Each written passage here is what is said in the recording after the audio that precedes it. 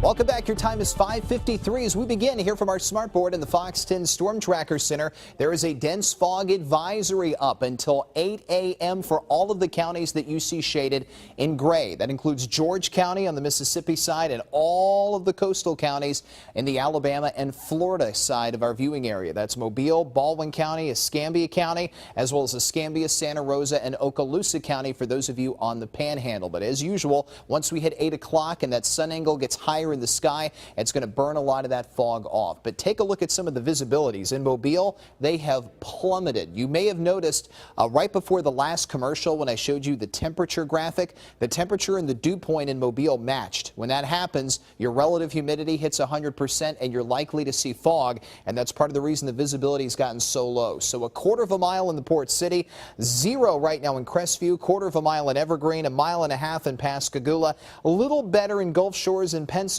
but less than 2 miles right now in Fort Walton Beach. If you're heading out on the water, the Gulf's about to get a little more choppy. The wave height will be at 2 to 4 feet. We'll have a southeast wind at 10 to 20 knots. Low tide just happened at about 5:46. The high tide is going to occur this evening at around 6:30. As far as the temperatures, pretty mild outside. 64 in Mobile and Gulf Shores. Mid to upper 60s right now in Pensacola and Fort Walton Beach. We have some lower 60s on the board for places like Jackson, Evergreen, and Crestview. But it's not a bad start out there. It's just a muggy start. And the south wind flow is going to be the culprit of that, just like it was yesterday. So the projected high will be 83, but with these south winds and the higher humidity, it's going to feel a lot warmer than that. But if you're looking for rain, none of that is close to our area, but there's plenty of it off to the west along an approaching storm system. That storm system heads our way tomorrow. The rain chance will move to 60% as we hit tomorrow and Saturday, and there will be a flash flood watch on the board throughout this entire system because of last week's historic flooding and because of how saturated the ground still remains. But let's go through the futurecast for Friday.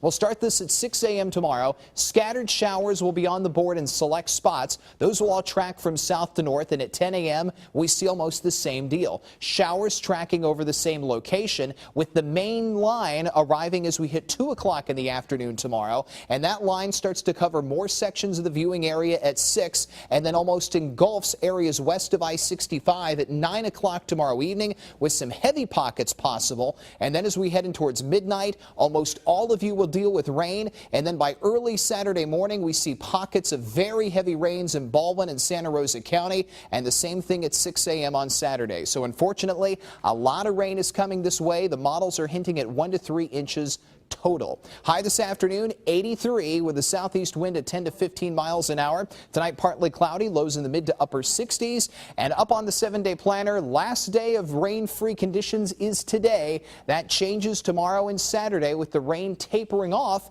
on Sunday and Monday. But we'll have another front push in here on Tuesday and Wednesday, and that will ramp the chance of rain back up. As far as our air mass, it does stay muggy for the time being. I know they're looking